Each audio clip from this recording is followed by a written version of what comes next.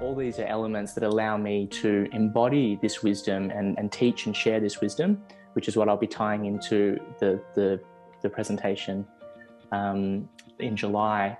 And yeah, and then if there's a time and a place where that means that I should be a master, a master healer and teacher, then that may come about. It's, there was a point in my journey where I thought, I really need to become a master. I really want to become a master. But that's the irony of the whole thing, that you just have to let go of all that. So I'm not so much trying to do that, but it would be the greatest honor in my heart if that opportunity was given to me. You got to accentuate the positive. Wow, I feel good. A little bit of feel good goes a long way. You're listening to Karen Swain, teacher of deliberate creation, accentuating the positive, showing you a way to a better life. Accentuating the positive, it's not just fad, it's sanity. Who in their right mind would accentuate anything else? If you feel like that's what you want to do. Hello and welcome to another show, Accentuating the Positive with Karen Swain. Always wonderful to be with you again.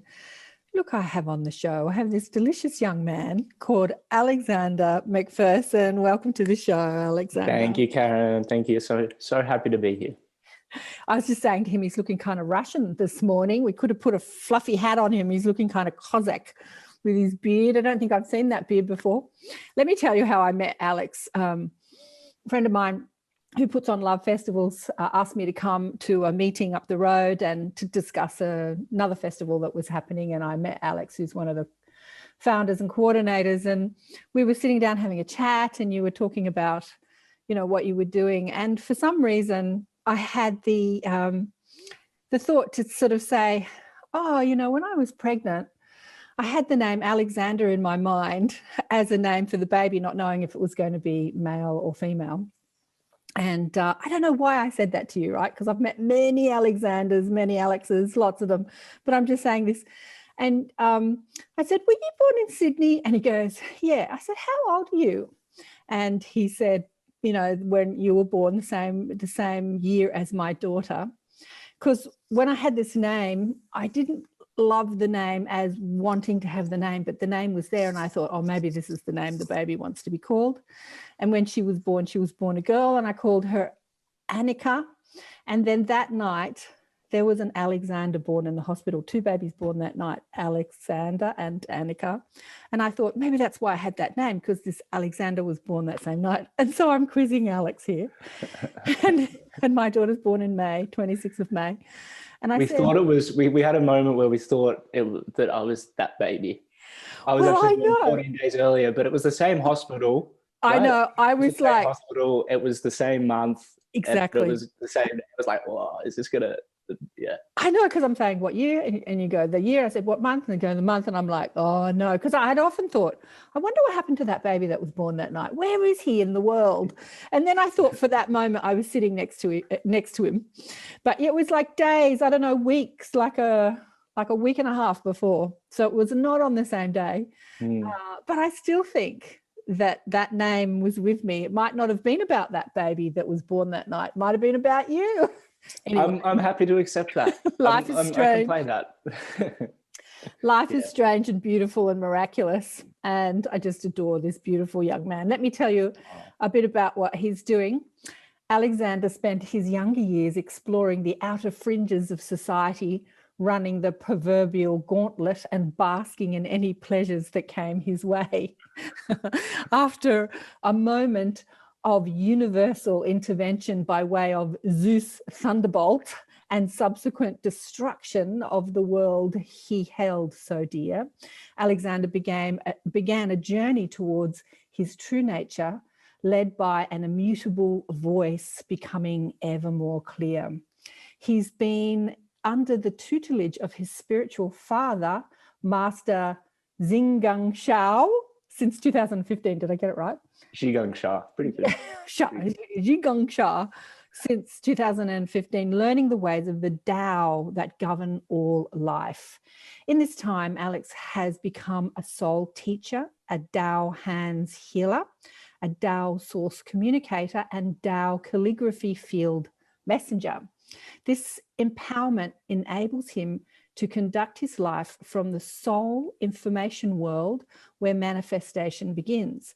Inspired to transmit wisdom and power through a community forum, Alexander co-created Unity, the meeting place, which he explains as an exploration into the Tao of civility. Alex believes in a reality grounded in love, compassion, and forgiveness that encourages true diversity and celebration of spirit. He is one of our speakers for the 4th Higher Self Expo, where we're going to be exploring where science meets spirituality, created by Zane Daniel, who is also a spiritual teacher, and facilitated by 6 hosts from across the world, me being one of them. And you're going to be exploring and talking about the science of Tao during the talk. Yeah, so it'll be interesting. You know, we've sort of, when Zane asked me to help him with the expo, and he gave me the where science met spirituality, to me science was physics or like that sort of science, but you know, science encompasses so much more, really, doesn't it? There's so many sciences in the world. It definitely does. It definitely does. And I think we're coming to a very interesting time now where we're seeing science and spirituality meeting at various points. And it's a huge thing to think about, to be able to join these two sort of schools of belief or, you know, theology, Absolutely. and what that really means in the bigger scheme of things. So it's very exciting. It is exciting, and not so much with the people I have on the show from America, but definitely in the Australian conscious community. I seem to be a little bit too woo-woo for many people. They kind of don't go quite as far as I go down that spiritual rabbit hole. They want to talk about mindfulness, and they kind of want to try and squeeze spirituality into the science box as we understand science today. But I think science has such a long way to go from our current understanding. I had a really interesting conversation with beautiful Kaushik Ram last week, who's a neurophysicist. And I thought that he was a scientist before he had a spiritual awakening, but it was actually the other way around. He'd had this amazing NDE, and then he was trying to explain it to people, and they're like, well, you're just crazy. And so he went into science to give him a language for what he experienced. Wow. But let's talk about your journey. Like, what was the thunderbolt? The Zeus thunderbolt. If anyone was confused throughout that introduction, that was intentional. So I'm very, don't feel bad about that. Zeus's thunderbolt is what I termed my spontaneous Kundalini awakening, essentially. And it felt as though Zeus had taken his thunderbolt and cracked it through the middle of my skull. And there's a whole backstory to what kind of led to that happening.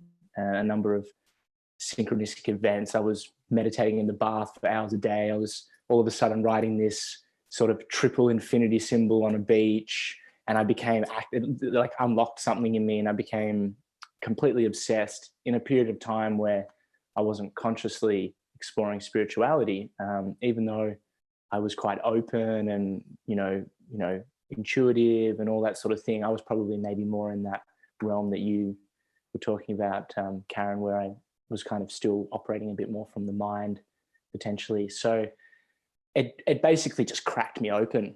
I went from thinking I'd found my home in sort of a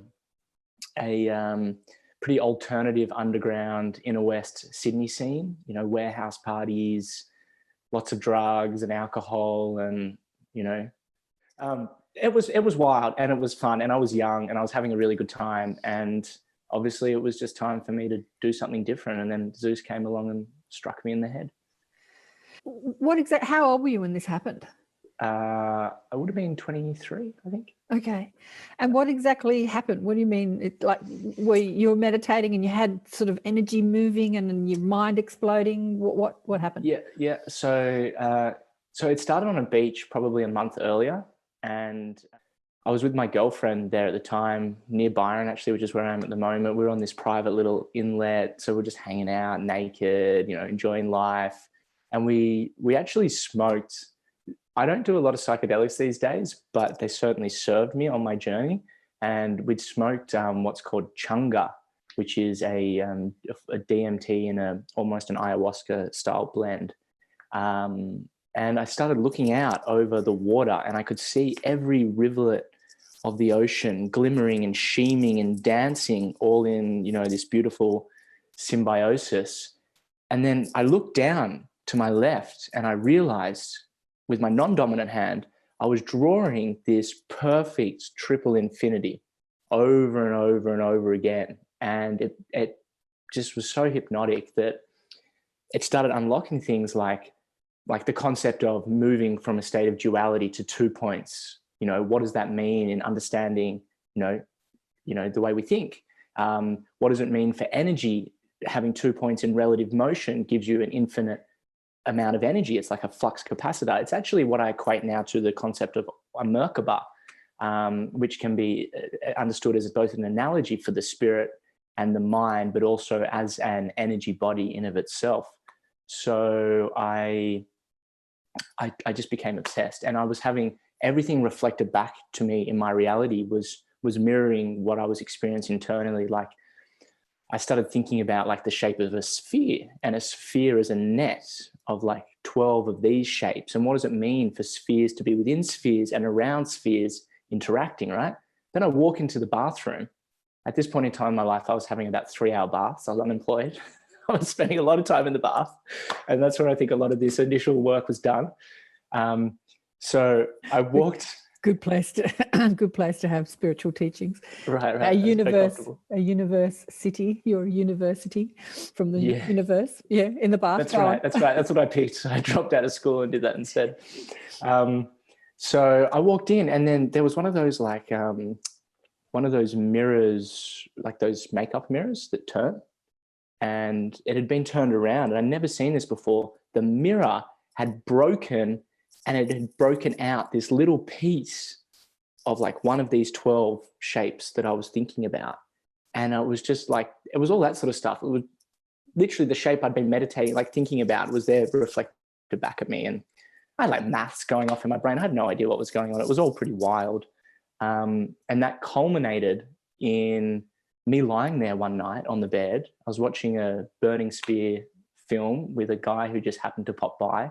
This house I lived in was like 20 different people on any given day, meeting all types, lots of fun. So this guy, I've only known him for a couple of days. He's passed out, and I'm lying there, and I was like, I need to put salt on my tongue. And I didn't really know why. Like I sort of started thinking about it. I was like, oh, maybe I'm getting a cramp, but it was like, no, I just need to put salt on my tongue. So I walked out into the kitchen. I picked up one of those big tubes of salt, and I started pouring it on my tongue. And as it piled up there, my third eye started going, and then I went and lay back down, and from my feet, I started feeling this fluttering, this very gentle fluttering, like a feather that came all the way up the back of my legs, all the way up my spine, all the way over the back of my head. And then when it reached my crown, it was just like, so much light, like, and so intense that I actually thought I was having a stroke. I didn't know what, like I wasn't in the spiritual communities at this time. People weren't talking about any of this stuff. I was just having this experience that was totally unfathomable. And I sort of, sat up and went, what was that? And the next morning I woke up dreaming about my friend on Facebook. And in that in between waking, sleeping state, I was then led to her friend, who then to his profile picture about the fifth one along, which had this sun being, which was a depiction of the Kundalini god. And I clicked on the link that was associated with it, and it talked about the 7 stages of the Kundalini. I clicked on the 7th stage of return, and it said element, salt. And I was OMG. Yeah, what is going on here? Yeah. Alex, I've been talking to people for 30 years about this stuff, and I have never heard that before. Wow. Wow. It's amazing how we can just keep on learning. So the 7th stage of the Kundalini, which obviously must be the crown chakra exploding open like a Zeus thunderbolt. The element, I think it's associated kind of with the snake eating the tail even. It was like a full circle. Yeah. the stage of return. That's, yeah. Wow. And it's fascinating that you were getting all this sacred geometry and math and stuff. Just okay, this is fascinating. I had no idea about this. I love talking to people on the show. I find out so much more than when you meet people socially. So did you understand why you were getting all the math and the sacred geometry, and well, what happened after that? I'm still, to answer the first bit, I'm still understanding all of that, you know? And I think part of my role, I feel like part of my soul calling is to help bring ancient technology back. Right. You can call it ancient, or like that we should have known before. Right. You know, in the times of like the pyramids and what we can see at like Göbekli Tepe and in Turkey, like I've had a lot of downloads and there's a whole story around that. So I feel like it was elements of that was probably tying in. But yeah, what happened was my life took a very drastic turn, and really it wasn't very pleasant. You know, it was, I explain it like God took my mask and just smashed it. Yeah. I didn't have any point of reference anymore. I didn't have people around me that I could talk to this sort of stuff about. Yeah. And I felt completely out of place, you know. Yeah. My adrenals went up. I became very depressed. I couldn't make music anymore, and music had always been my God up until that point. But I was too sort of on edge to do that. But that's what was needed to direct me into a new direction. And I was being fully guided. I was led to people that started giving me answers. I worked very closely with a kinesiologist over a period of a year to start balancing different things in my body, because I sort of realized later how far I'd pushed my physical body in those days, because by my nature, I'm not like a really, you know, like I don't have infinite amount of physical energy.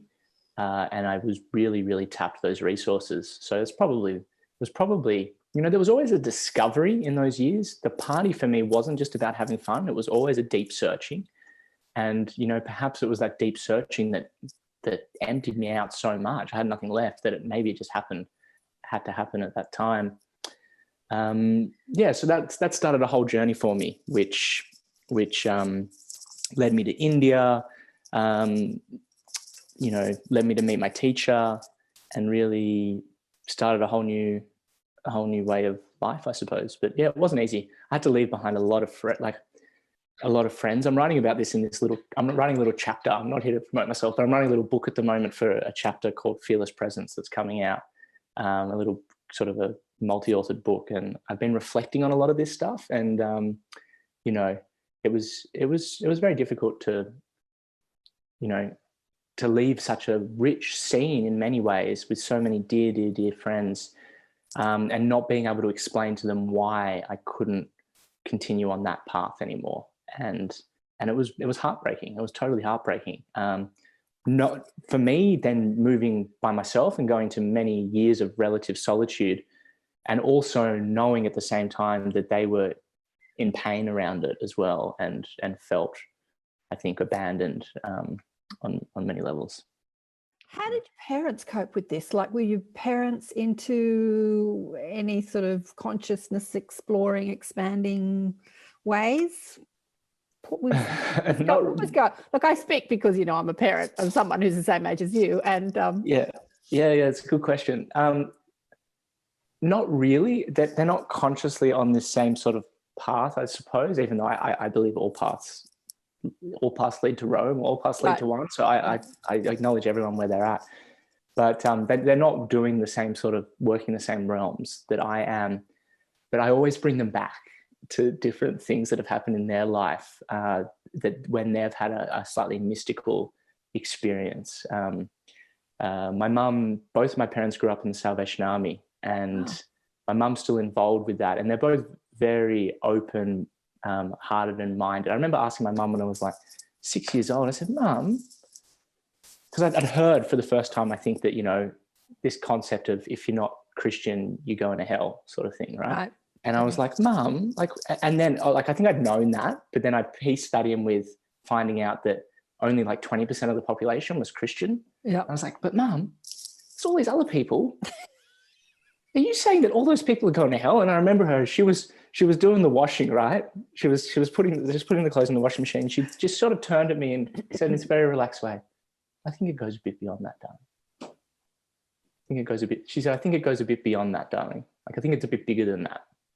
And she was sharing deep wisdom. And that was a heart transmission that she gave me at that age.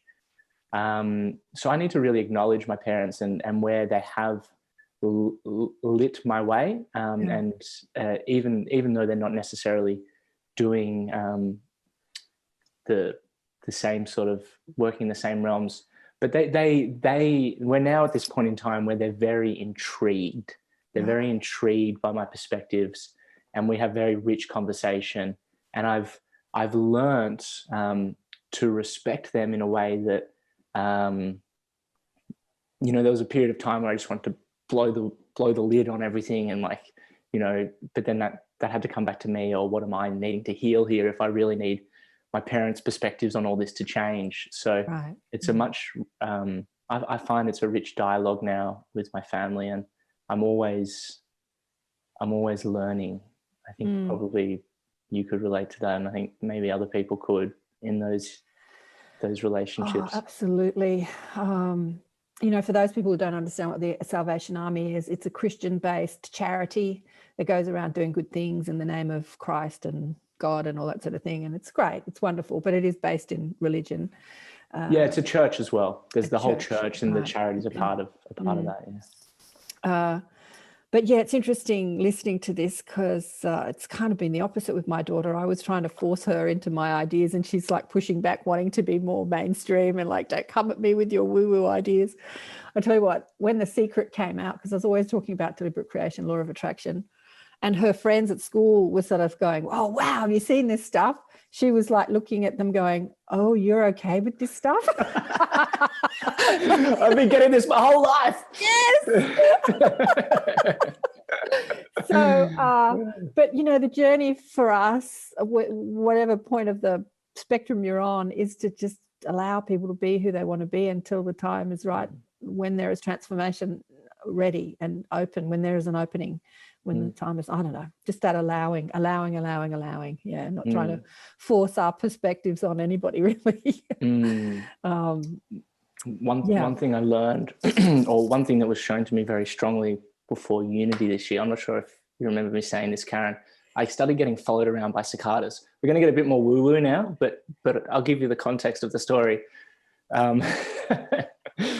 Sorry, is it okay if I keep telling stories? Are you happy with that? Oh, yeah, this is what we're up for. So Unity is the festivals that Alex and Raf and gorgeous Rowan up the road. Ronan and Joe, Joe from Love Fest. Yeah. Joe. So these beautiful young men have been putting on these gatherings, these festivals, and they're awesome. We'll go into those later. Yeah, but we've just had one. How many weeks ago? Oh, it was probably a couple of months end of Feb, 21st of Feb. Around that time. So what happened before Unity with the cicadas? So I started getting followed around by cicadas.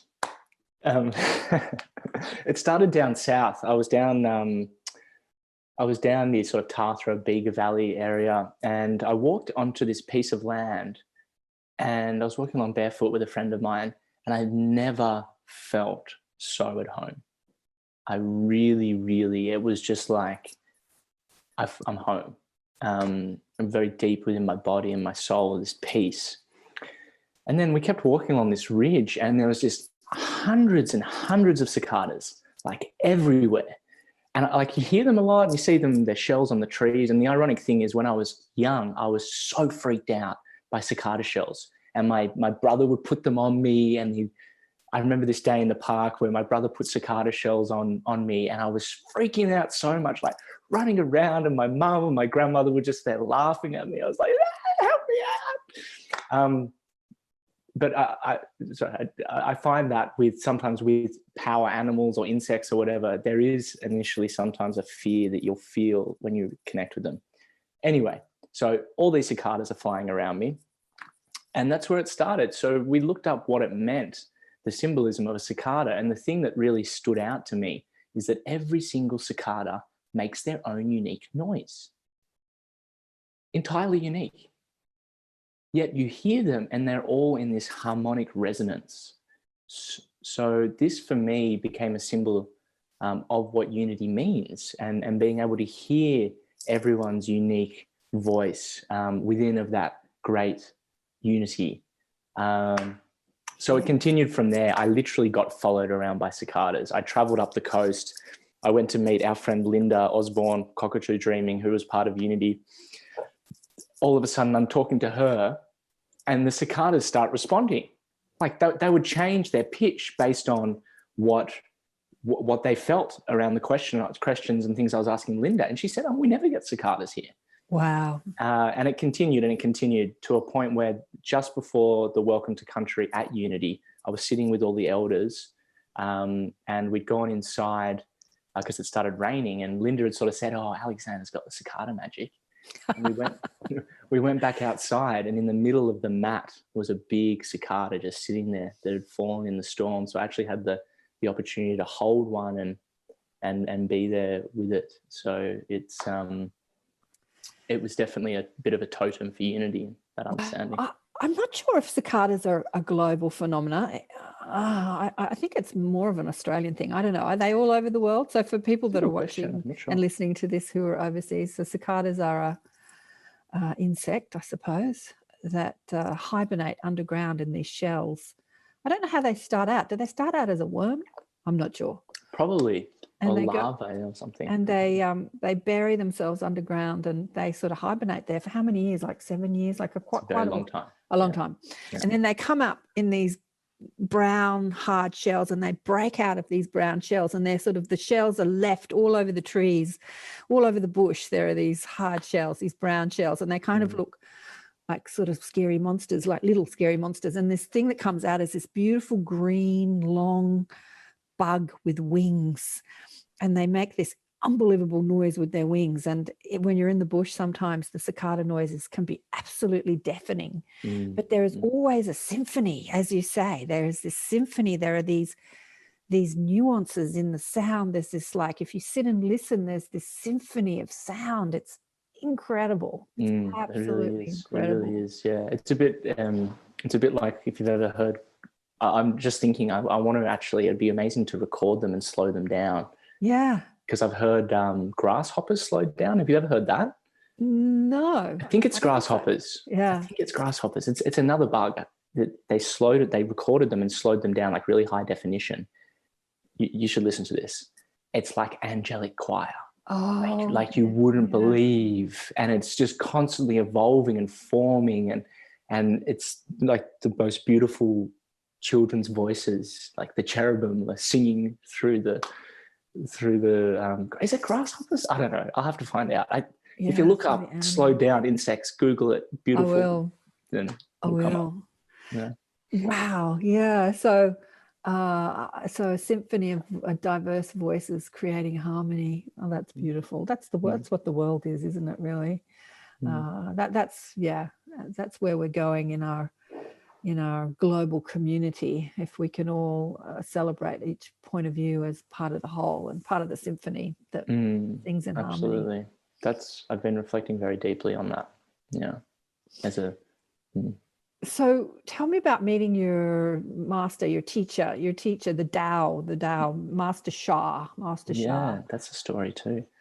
What was going on there? You said you went to India. It's funny how we go to India. I never went to India seeking realization. I went because my ex-husband was a Hare Krishna, and he just insisted we go to India. All right. Yeah, cool. But you went to India, and then how did you meet Master Zhi? Yeah, so I'd actually met him before India. So all that Kundalini awakening, everything, that happened around 2013. And then I was living between two worlds for a while. I would still go out on the party scene, not come home for a week. And then I would go and spend a week in, basically by myself and be reading all these new things.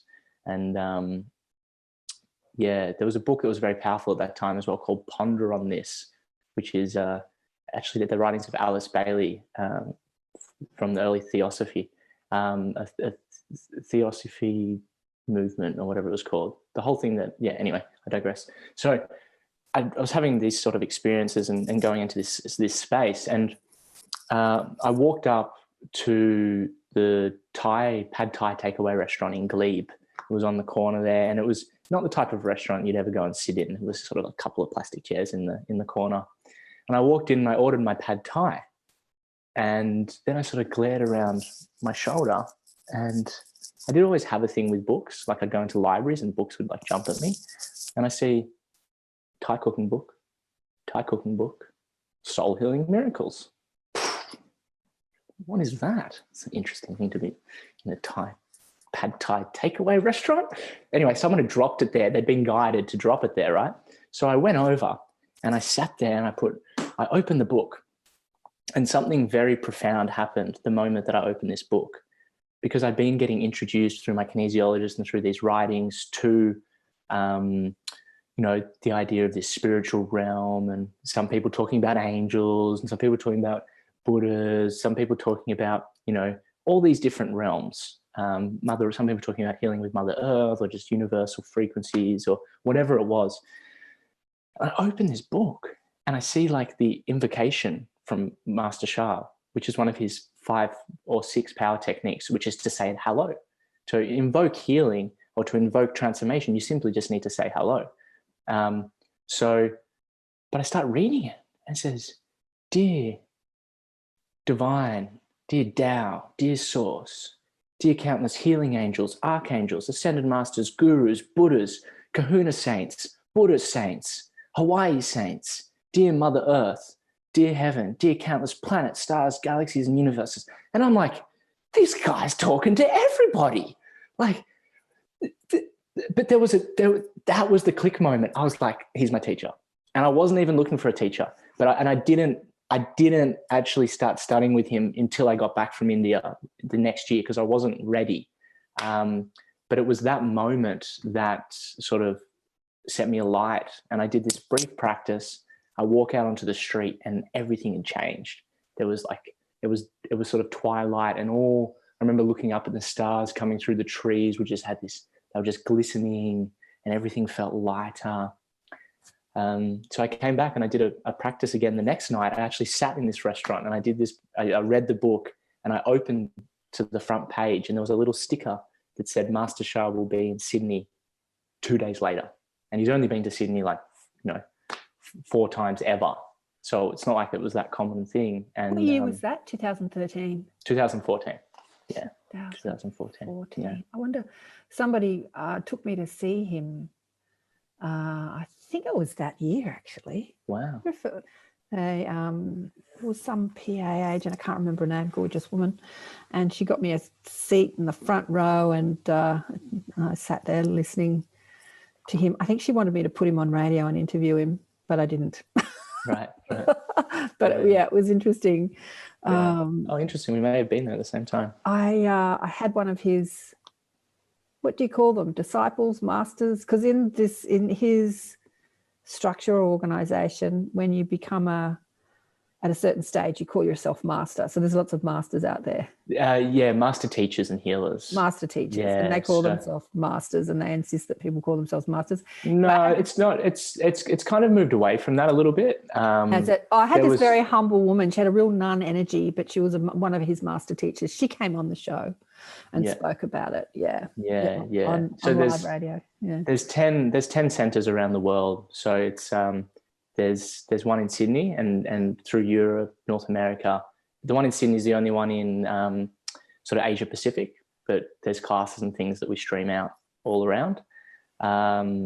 So there's this model when Master Sha is empowering people to go out and be healers and be teachers and share that wisdom as well. So that's there's over 100 master teachers and healers now around the world. I think it might be like 150, something like that. And so just kind of happens when it's meant to, I suppose, if that's your path and journey. But I'm very blessed to have a whole community of people who've supported me. So you didn't feel to pursue the sort of master healer under the Master Sha? Well, in some ways lineage. In some ways I am pursuing that, but it's not a set road as such, where it's like, well, it isn't. Like I've involved myself very deeply in this journey and these studies, and I did the healing training initially, And when I first did that, my thinking at the time was, oh, I'll go and become a Tao Hands Healer, and I'll use that in association with all these other things that I was exploring. Mm-hmm. And I just realized that this was sort of my path, and the resonance was here for me. And then so I took that deeper, and it's quite broad, the spectrum of what Master Sha makes available. So there's the healing path, there's the wisdom path, there's spiritual communication, soul communication. So he teaches there's 4 spiritual channels in the body. So I did a 2-year training to open and develop my spiritual channels. I did a 2-year training to become a soul teacher as well. So all these are elements that allow me to embody this wisdom and teach and share this wisdom, which is what I'll be tying into the presentation in July. And yeah, and then if there's a time and a place where that means that I should be a master, a master healer and teacher, then that may come about. It's, there was a point in my journey where I thought, oh, I really need to become a master. I really want to become a master. But that's the irony of the whole thing, that you just have to let go of all that. So I'm not so much trying to do that, but it would be the greatest honor in my heart if that opportunity was given to me. So when you were on this accelerated sort of learning curve with the Master Sha community, did it explain to you the Kundalini awakening and the math and the sacred geometry? Did you get some insight into what that was all about? Absolutely. Yeah. Okay. Yeah. I could explore that from a few directions. Master Sha teaches about the Kundalini quite a bit. So a lot of the Tao practices are developing the different spaces in the body and increasing their light density and uplifting their frequency. So that includes the chakra system. It includes the dans, like in the Asian system, like the lower dantian, and includes the Kundalini as well.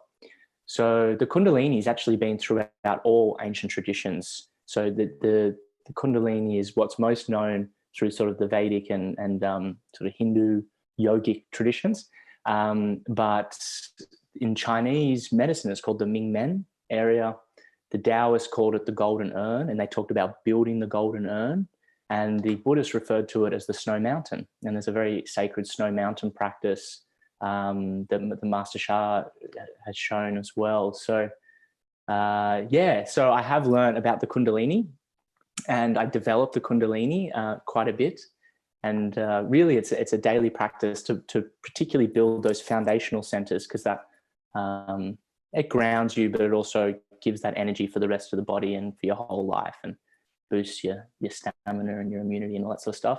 So there's that aspect of that. And then I guess the real empowerment that I've got is through the opening of my spiritual channels. Because I did come into this and I wanted answers. I remember doing a session with one of the master teachers and being like, all this sound frequency, all this technology, like I want answers, tell me about all this. And it was very humbling, because it was just basically like, you have to go step by step. But through opening the spiritual channels, I now have this direct relationship with the whole soul world, essentially, or have that ability to interact with the soul world and ask questions and actually receive that guidance directly for whatever it is that I'm supposed to know around that. So I feel like that is a huge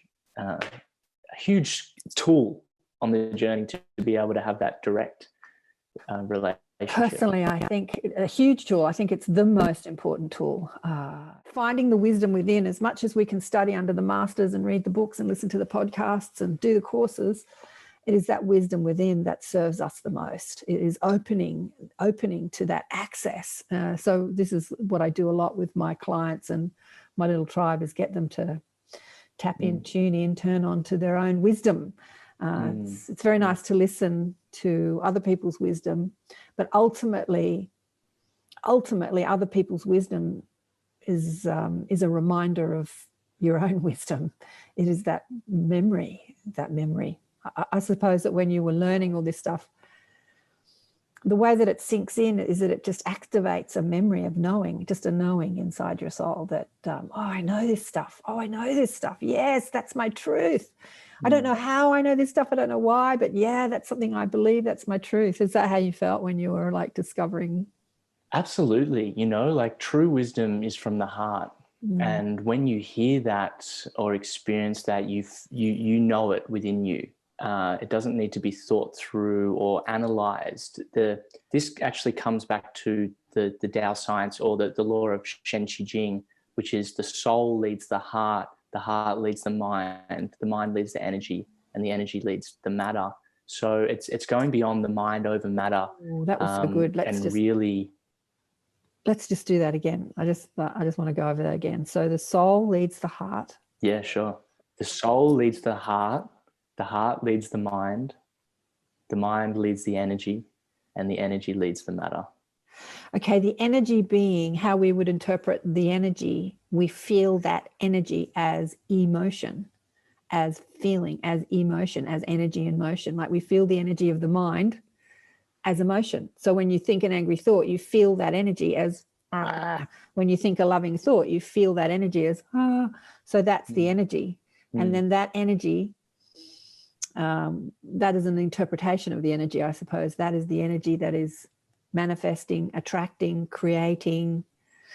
Oh, I loved that. Yeah, go on. Please go on. In the Tao science, the scientific perspective on that is the soul is information or message. And this is what we'll talk about in the presentation. So the soul, I'm thinking like this theme, I was talking to you about this before, Karen, of demystifying the soul and then remystifying the soul, remystifying science, you know.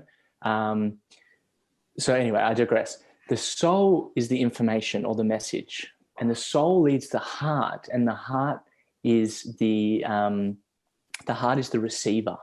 The heart is the receiver, and the heart leads the mind, and the mind is the processor. The Shen are also one. It's all one. Shen Qi Jing are all one, but they can be understood through this information system. Right. So also in the ancient Chinese wisdom, they say the heart houses the mind and the soul. So the heart, it holds all that, but within of that, the soul actually leads. If you're healthy, so to speak, if you're in alignment, the soul will lead the heart will lead the mind. But we can get into our mind sometimes and try to control or want to do this or that. And then the mind leads the energy, and the energy is essentially like the mover or the actioner. And this can actually be understood on the cellular level as well in the body. The body is the combination of the energy and the matter. And the matter is obviously what we look at in Western medicine, so to speak. Right. It's the physical, it's what we can see, right, or the Jing.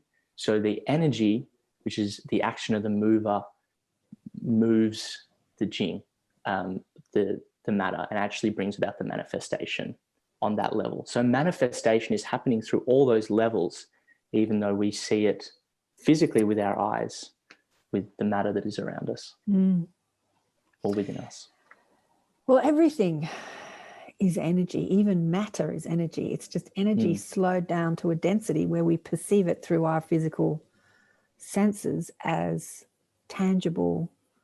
We can see it, we can touch it, we can smell it, we can hit it, we can feel it, like whatever matter is, body matter, computers, chairs.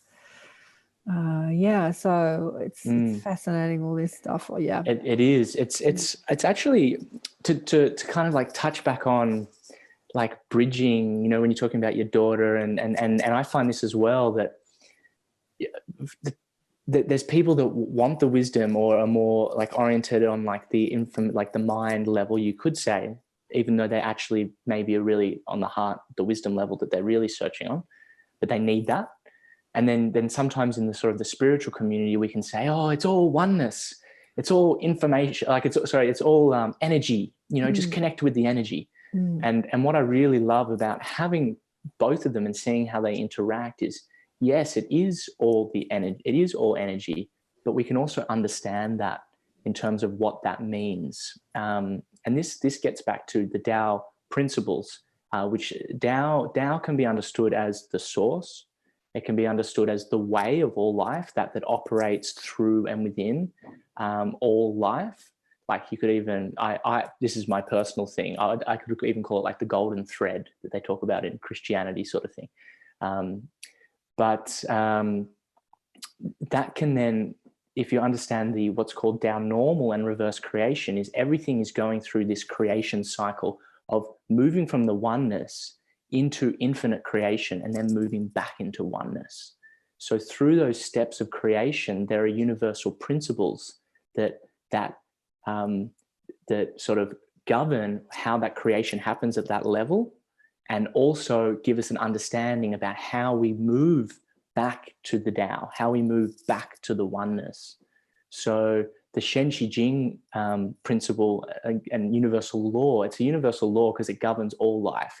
It can be used to give insight and understanding to all life, is the principle of three. But there's sort of yin and yang, which is the principle of two. The five elements, which people probably, might have heard of, that's like the principle of five.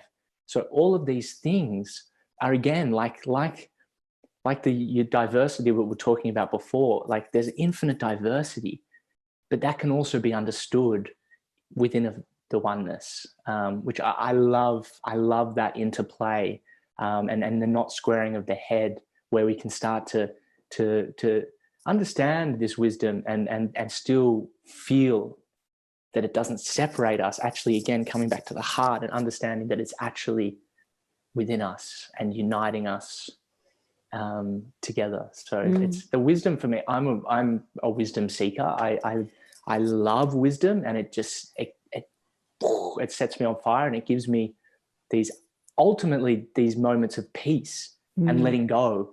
It's not trying to understand more and more and more. It's actually a letting go, that the wisdom will lighten the heart and everything just makes sense, and you just take a big deep breath and go, isn't that beautiful? It like I was saying before, it ignites the knowing within you, and you can rest in the knowing rather than be consumed with the seeking. But that what you just said, that goes back to you finding the prayer in the Thai restaurant, where he was including everyone, and that knowing in you that we are one but we are diverse, we are separate but we are one, was ignited when you read that prayer. It's like, oh man, he's just talking to everyone, like angels and gods and rishis and saints, and he's just including everyone. He's not excluding any of it. Exactly. Beautiful.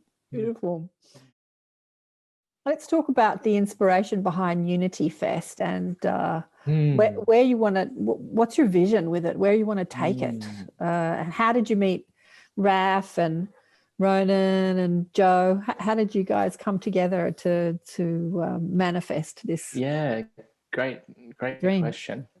So the concept originally came out of a group of us within the Master Zhi global community, a lot of the young people who wanted to create a festival and use that as like a big container, a big heartbeat to bring love and light and transformation. And it kind of came from the concept of love, peace and harmony, which is actually the non-for-profit organization that Master Zhi started. And it's about singing love, peace and harmony actually changes. I think you had Nicholas on your show. Yeah, and he did a whole talk around this, where he traveled around sharing love, peace and harmony, and as a tool for transformation, because what we sing is what we become. So the concept of the event originally was to create this coherence in which everyone can be an embodiment through all the things that we do, whether it's the singing, the dancing, the talks, just the conversations that we have, that we can create that field of love, peace and harmony and coherence that will then affect the world on a greater scale. So that was the initial intention. And we were at an event in Hawaii, and we were chatting about this, and we're getting really excited. And we came home, and we kept having meetings for like 4 or 5 months, and we were doing all the spiritual work using the tools that have been given to us by Master Zhi, connecting in with the the different realms, doing that that sort of spiritual manifestation practice, which has to this day continued to serve unity, which is a nice thing to share, because I think not necessarily, some people may not be aware of that spiritual foundation that was actually built as the container for unity, which I personally feel is what's allowed it to be successful, because the field then has that love and everything in it. But it wasn't really grounding into the physical, and it was only like 4 or 5 months before. And the thing was, we were all spread out around the world. And I said to Ronan, we have to really ground this down now. We need to find people on the ground, and we need to bring them in. They need to. This has to become theirs as well, which I think is a great lesson. It wasn't about us trying to find someone to manage our event for us or to connect with. It's really, and that's the concept of unity on the bigger scale as well. Unity belongs to everybody. Everybody is part of unity. Everyone has their unique voice. That it's my hope that this container will allow people to use it. I just want people to use it. Obviously you don't have to, but it's there for people to share what their unique gifts are for the world and bring that forth. So Ronan knew Joe through some Love Fest events. I didn't know many people because I'd been in this years of solitude, as I sort of said. I'd sort of had 5 years of keeping to myself, doing my practices, doing my training, all that sort of stuff. So it was really the connection that Ronan had with Joe.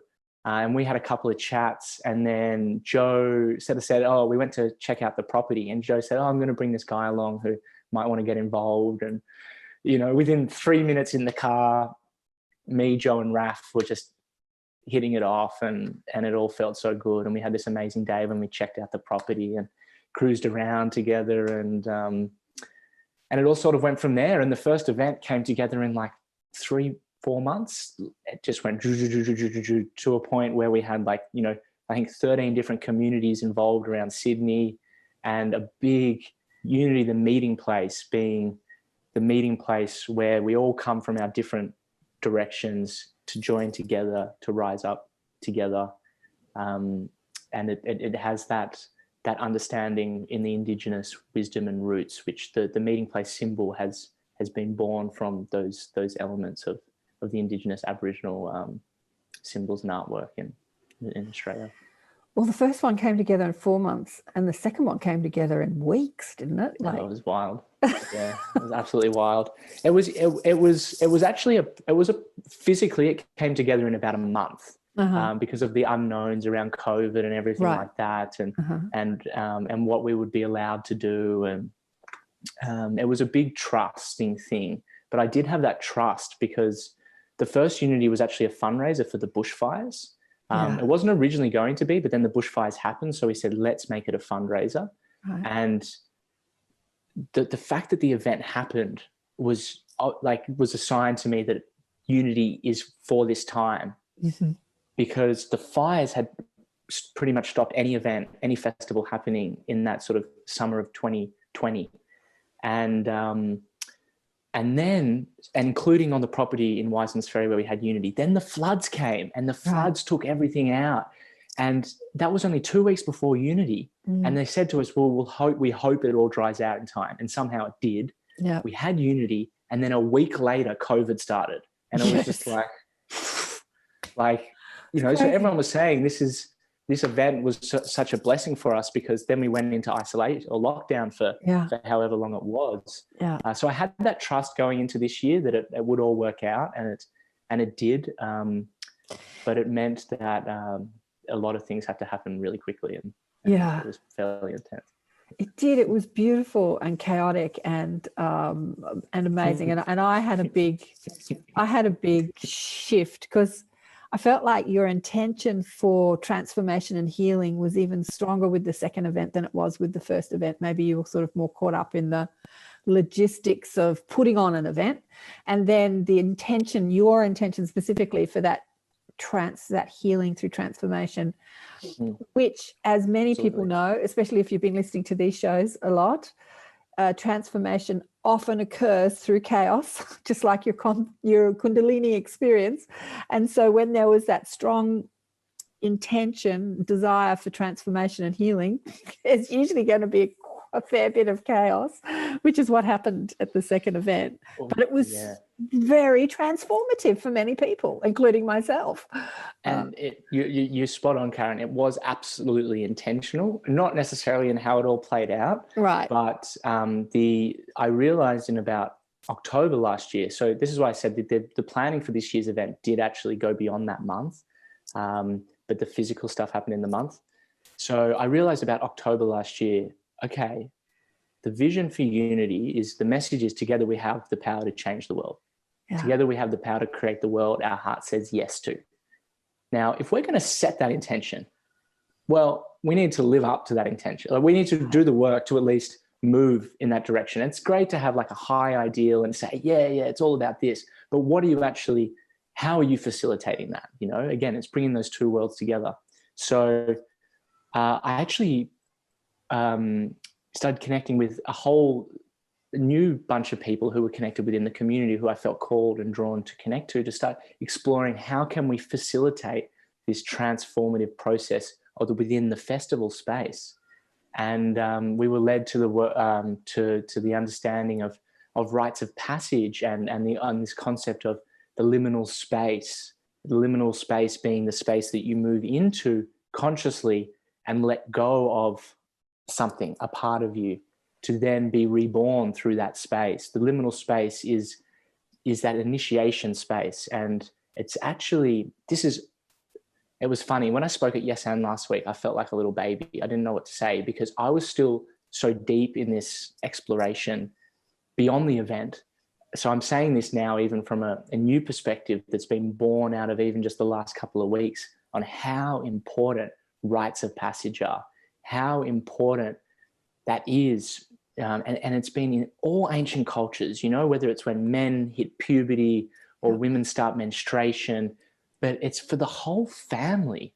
And it's think about it on a really relative term. And I guess you can probably relate with this, Karen, as well. Like, you know, for me growing up as a kid, I felt like I got to a point where I didn't want to be a kid anymore, but my parents were still treating me like I was a kid. Right. And I years of back and forth of just trying to establish this new relationship, which really had to come from a period of separation. Yes. And that's often the way, I think. But oh man, the synchronicities that have been happening up here, it's been wild. I literally ran into someone at a kebab store the other night while we were still in our own sort of form of rite of passage from Love Fest. And she's overhearing our conversation because we were just talking on another level, and it was pretty wild. It was fun. And she's pissing herself laughing. And she goes to the kebab guy, "You must have a great job. This is just so entertaining." And I went and I started talking to her.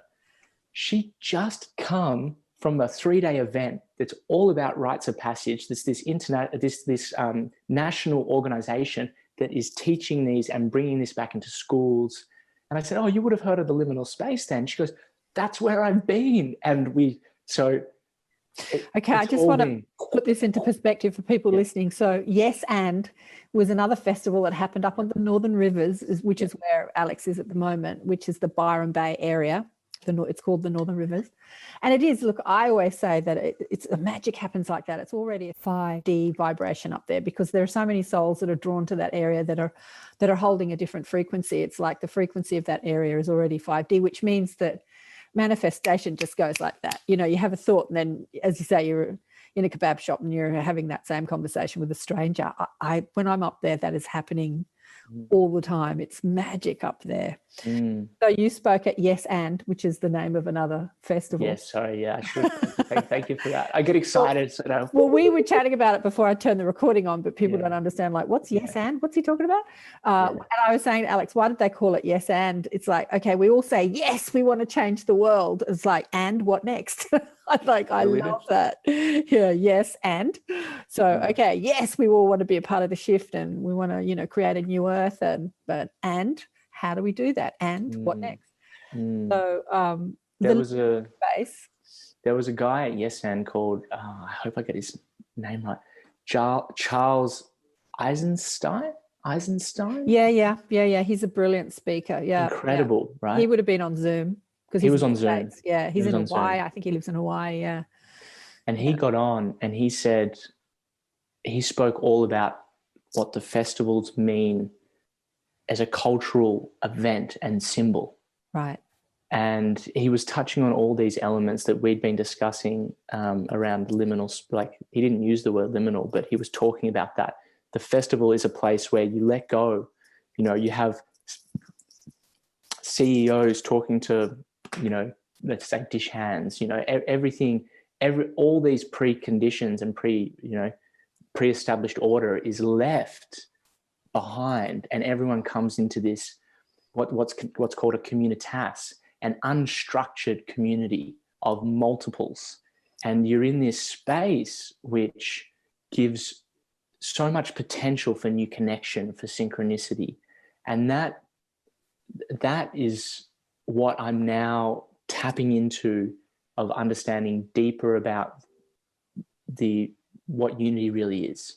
Yeah. It's a discovery, because the festival is an ancient ritual. It's an ancient rite. It goes back before what we can think about. You know, you think about traveling to Mecca. That is a festival. Yeah. And there's an element here of embodying this in the new world, which I feel is so important. So it's this discovery into, it feels so rich to me. It's discovery into that as a rite of passage, and bringing those two things together. And so it's all actually simplifying for me, you know, because I was always thinking, oh, unity, like it's about changing the world. So we need to do everything, you know, we need to create all these networks and do all this stuff. And now I'm just coming back to just, what is the festival really about? Mm-hmm. in its Tao, in its highest embodiment? What is it really about? And I see so much color and so much joy and fun, but also devotion and connection and transformation. Yeah. So with the first unity, I was involved in it, and I was one of the speakers. And so it was at one place, but there was a few things going on. So there was the hall where the speakers were, but also food was being served there. And then there was like a big tent a bit further away where the fun was happening, the music and the dance and the yoga and the meditation and the ice baths and all this stuff. It's sort of like fun. And so what had happened at the first one was everyone was out there doing the fun stuff, and not so many people were involved in the speakers. Mm-hmm. So with the second one, I had this intention. If I'm speaking, I want to be out there where the fun is. Like, I want to be in a tent, you know, where are the actions happening? And then when you had the second one, you had the liminal space, as you called it, which was completely separate to the main festival. How many kilometers away? It was like 2-3 kilometers away. It was 15, 20-minute walk, something like that. It was a bit of a trek. Yeah. And I remember thinking, not only am I not where the action's happening, I'm so much further away. So the transformation. I remember us having that conversation. Yeah. The transformation for me was like, if half a dozen people turned up to my, out of 400 or 500 people that were there, like half a dozen people turned up to my talk last time. I'm expecting no one to turn up to my talk this time. And I was placed in a sort of bushland area outside, one of the only venues that were outside, next to a beautiful sacred rock. But it was a little bit difficult to find. And so my linear thinking mind was going crazy, right? And normally I'm not in a place of resistance or complaint. But when I got there, I was in that place of resistance and complaint. And it had just taken my energy down. And people said to me, "You look terrible." I said, "I know, right? I do." Because I was in this energy that I don't normally, because I was trying to control what was happening. So this is the transformation for me, right? Because I had no control. But I knew that I'm one of the only venues of outdoor speaking that it was going to rain, because the forecast for that whole weekend was thunderstorms and rain. And the thing is that it was sunny and bright and beautiful most of the time, which was a miracle in itself. And when I turned up for my talk, there was like all these people coming, which just absolutely amazed me. So half a dozen turned up, a dozen, 20, 30, you know, they just kept coming. One person, two people actually had swum. They had got in the river and swum down the river and got out at the liminal space and found where I was talking. So they're wet in their swimming costumes. It was hilarious. And they're sitting there in the talk. And then the skies opened and it poured on all of us, and at that point, I'm in my complaint and resistance. At that point, I had to let go of complaint and resistance and just surrender, that place of surrender. And I remember just standing there and letting the rain, because it was torrential, just like run over me and just like surrender to the moment. And I, you know, any vanity throughout the window, because I'm sopping wet, I look terrible. Even my friend Rachel said, I've actually never seen you look so bad. And I go, yeah, right. And I'm speaking in front of all these people. So I had to let go of vanity, control. I had to let go of all of it. It was so profound, really. But what was even more beautiful, we had to run and find another place to speak, that all these people stayed, even though it was such a disruption. They stayed and they listened, and yeah, so it was quite miraculous and profound, Alex. It was just I'm so happy to hear that story. Because when you said the surrender, said the surrender, I could feel that in this space, just even now, like that feeling of that surrender. And that's what was so, and I challenged a lot of people, you know, and there's so many lessons and learnings too from an organizational perspective. But this concept of this liminal space, like you talk about, in your experience of your own rite of passage in a way, or your own surrendering, and it's not easy. It's really not easy. That's what I've learned over my years of doing my work. You know, you really have to go through the gates of hell to get to heaven. You know, but you stay connected, and you know, but it can feel like sometimes you're in the abyss and you don't know how to get out. Anyway, I don't know if you have to go through the gates of hell, because it's like you're presented with what is, and when you are in that place of allowing, no hell is there. It's the resistance to the what is that creates the hell. It's so the what is might be death, disease, divorce, depression. You know, what is might not look like what your desires are. So my desire is to be happy and enlightened and, you know, peaceful, and like death might turn up, or disease might turn up, or an accident. Like one of my tribe, her husband fell yesterday and kind of broke his neck, and so stuff turns up, and we're all in there, and everyone's doing panic and oh my God and shock and everything, and I'm like, stay focused, and what are you learning from this? What's the message? See him healed, you know, like use the magic to create what you want inside of what you don't want, but you have to show up in non-resistance. So the hell is the resistance, which is what I was going through at Unity, because I was in resistance. So I was in a bit of hell. I think we froze. Oh, you froze for a second. Then you're back. Oh, yeah, I lost you for a sec. Yeah, but I got what you were saying. Yeah, it's absolutely. I totally agree with you, and I look at it like Joseph. I love Joseph Campbell's work, like the hero's journey narrative, and this idea of this mythos, and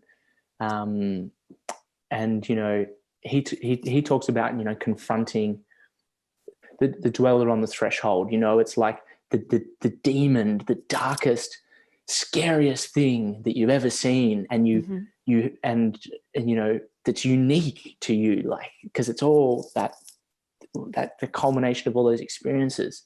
And it's not really a demon, it's not really hell, but you need to, or the process, I suppose, is allowing yourself to face it, and to walk past it and through it, and to see that that's the great blessing, and that's the great gift.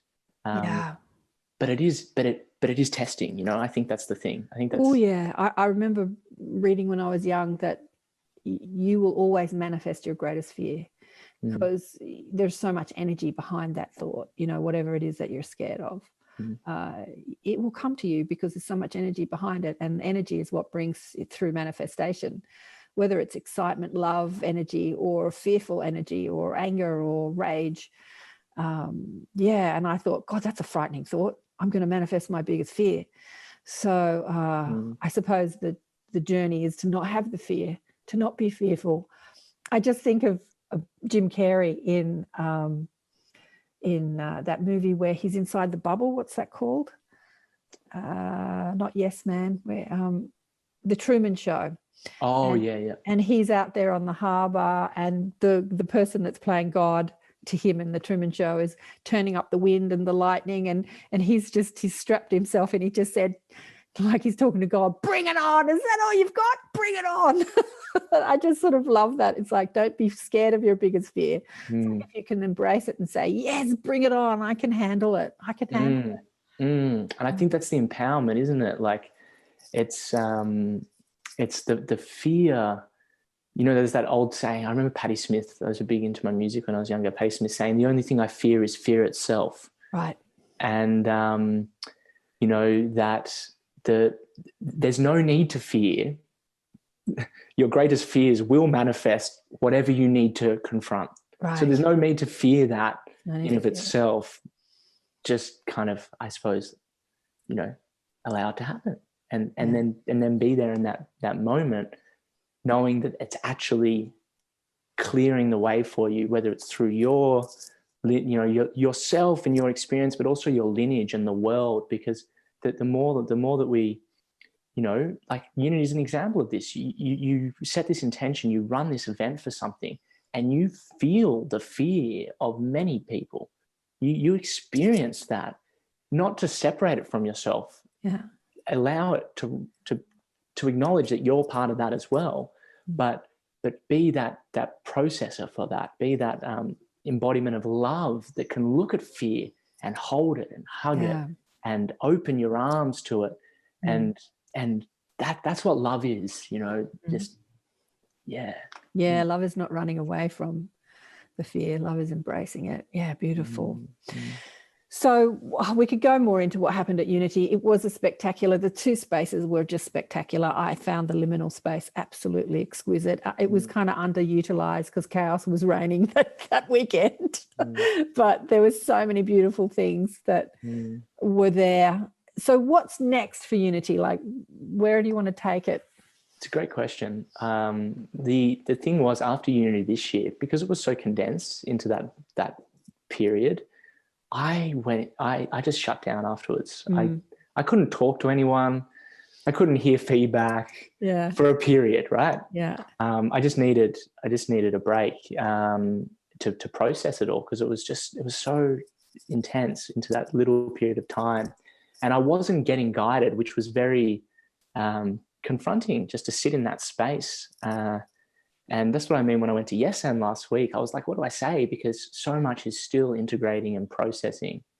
I went to a dear friend's, Michelle's property in the Hunter Valley, incredible Indigenous lady, and she runs this property, and she was teaching us how the different trees, for instance, and different bits of land would be used for teaching, or that have different purposes. And one of them was the direction tree. And it was such an interesting tree. I've never seen anything like it. Every stick kind of pointed out like this in a different direction.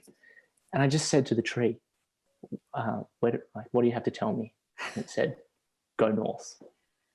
Okay. So now what I'm doing up here is already so many realizations that I've already shared a little bit about are happening. And I certainly want to be doing Unity more than just as an annual event. Like, we did run smaller events last year, but it's just understanding a little bit what that smaller, more intimate space might look like. And I feel like it will be really tapping into these ideas of the rite of passage and creating these initiations that people who are ready to go on can, and through that process creating community connections, and that we then will prosper and flourish out in the world as well. So it's still coming into being, but it certainly will be, there will be a smaller embodiment and probably multiple manifestations of Unity before next year's main event.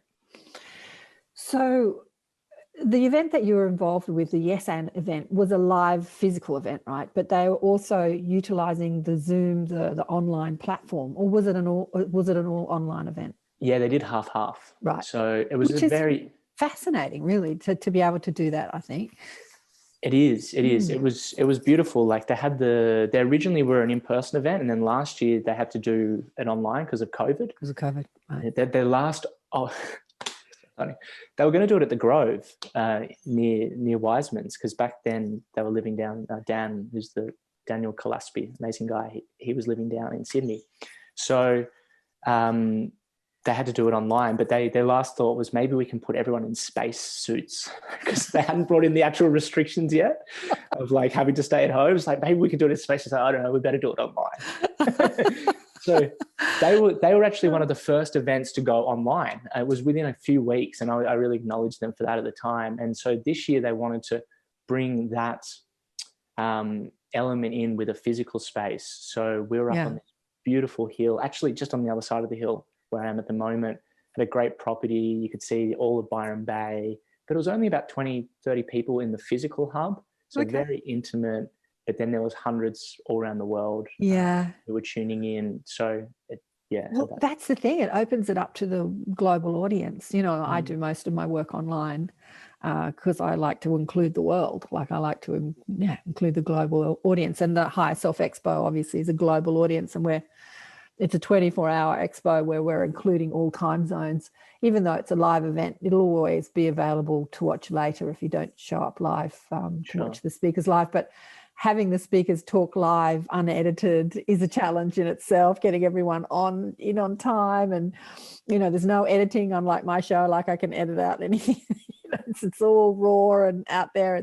But it's nice to be able to sort of marry those two things, the physical in person and the online as well. I do like it. There was an interesting perspective that was brought by Charles Eisenstein last week, where he said, I don't know if I can call this a festival, because he was talking about the festival. He said the physical space, yes, is a festival, but he says, I don't know if the online space can actually be called that, because it's missing some of those dimensions that the in-person space allows, like that synchronicity and all those sort of things that we've touched on earlier. So I see both. Like I love that they've done that, and particularly for what Yes and are doing, which is such a rich wealth of information. If anyone is interested, you can still access the recordings all online as well. So I'd encourage everyone to have a look at that. So in that space, absolutely. And also at the same time with Unity and thinking, well, would I want to do something online? Potentially. But I feel like where I'm being drawn in the moment is really that, even if it's just a smaller container of people, just allowing that all, really to understand that festival in its full embodiment in the physical space as well. Oh, beautiful, darling one. We've been yakking for about an hour and a half. I suppose we should wrap this up. So I look forward to hearing your talk at the Higher Self Expo. I think it's going to be fascinating because you seem to have a grasp on the whole science aspect of what spirituality is, especially with all the sacred geometry and stuff. I'm trying to get, do you know Roman Light? No. I'll introduce you to him. He said he'd come and talk. He works in the world of science and sacred geometry, and he's fascinating. You might want to get him to chat at a Unity festival. Yeah, cool. There's another, he's an Aussie guy. He's actually not born here, but he lives here. There's another guy called Jane Mathematics. Do you know Jane Mathematics? I've heard the name. You've heard of him? Yeah. He can't come and speak this time, but he said he's got other things in the pipeline for him, but he said maybe at another expo. So these are sort of these crazy geniuses that are so into this sacred geometry and mathematics, explaining how spirituality is through this science of geometry and mathematics. It goes a little bit over my head, I have to say, sort of like, Nassim Haramein. It's sort of like when he starts talking about this stuff, I get a little lost, but it is fascinating stuff. So anyway, the world is an exciting place. Yeah, I definitely look forward to talking there and just seeing what comes out in that space and bringing that Tao understanding and that Tao wisdom, which is beautiful again, because it can be understood in that multiplicity like we talked about. But they say in the Tao, Da Tao Ju Jian, which is the biggest way is extremely simple. Right. So which always makes me think of Einstein saying, if you can't explain it to a 5-year-old, you don't really understand it yourself. Exactly. So personally, I always come back to that and think, okay, how can I want to make the spiritual non-spiritual? I don't mean non-spiritual. It's obviously going to be spiritual, but I want to be able to talk to the everyday that don't even feel like not in spiritual lingo, like just something that's so obvious. Yeah, the everyday. That it's right in front of you. Exactly. Yeah. I remember I did this guided meditation once, and during the guided meditation, you're outside a cave and there's a pile of clothes that you put on to go and meet the master in the cave, whether it's the Jesus or the Buddha or the God or whatever. You know, how do you dress to meet God? And I remember I put on my tracksuits pants. Like I put on a tracksuit to go into the cave to meet the master. And then when I thought about that, I have that same intention. You know, spirituality doesn't have to be ritual and dress up and, you know, and God is elusive and outside. You know, it's like when you're sitting on the couch in your tracksuit pants is when you can have the most enlightening spiritual moments. It can be the most spiritual practice of your day, you know, be in your tracksuit. So to meet God, to meet God, you don't have to be dressed up to meet God. Just you are every day. Yeah, a celebration as well. I'm still talking about. I'm still on the unity wavelength a bit, but this concept of, it was a vision I had many years ago, and now it's coming clearer with unity. It's healing through love and celebration, and you know, it's like, you know, it doesn't need to be ritualistic in the old ways of speaking about it, but a big thing that's this sort of rite of passage this comes from within this liminal understanding is we can create our own rituals that have relevance to us.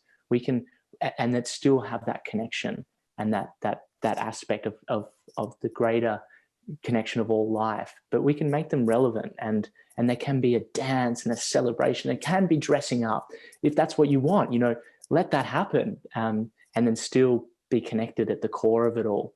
So yeah, anyway, I feel like I could keep talking, but I think it's probably time we wrap, because otherwise I'll just keep going.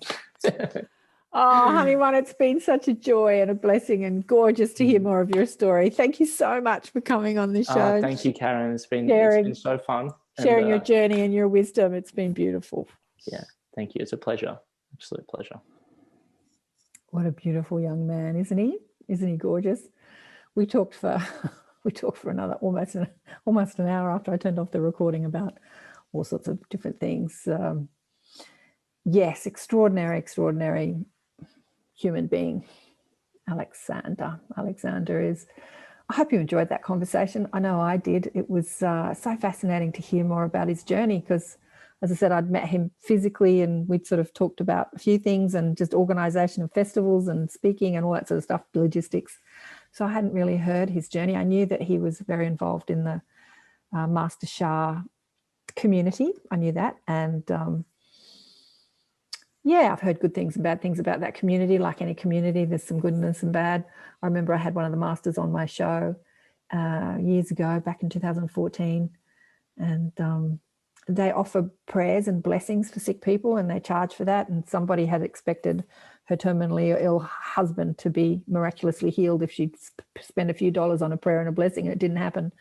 So she rang up and she was very upset and like blaming that community for her husband's death. And I'm like, really?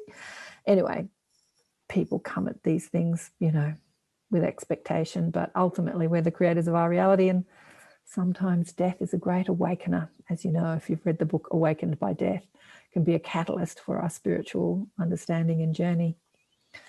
So many miracles and magic happens inside the Master Sha community. He talks about healing and manifestation, a bit like what we've been talking about in the Inner Sanctum lately. We've been doing energy work, quantum play, and talking about healing and manifestation, and using our consciousness and deliberate intent and desire and attention, and calling on the energy of source and the heart to shift, distortion in the body or distortion in your life, and to a new reality, like choosing different timelines, parallel realities. And there's so much to play with when you have a better understanding of how the universe works, which is what we'll be exploring more in the Higher Self Expo, and the science of spirituality, where science and spirituality meet. So life, it's a fascinating ride, isn't it? A fascinating ride. And please remember to write your comments and leave your questions. And if you want to know more about Alex, obviously you can go, he's got his community called the Unity Community on Facebook. I don't actually think they've got a website. I should ask. I didn't ask if there's a website for the festivals. I don't think they have.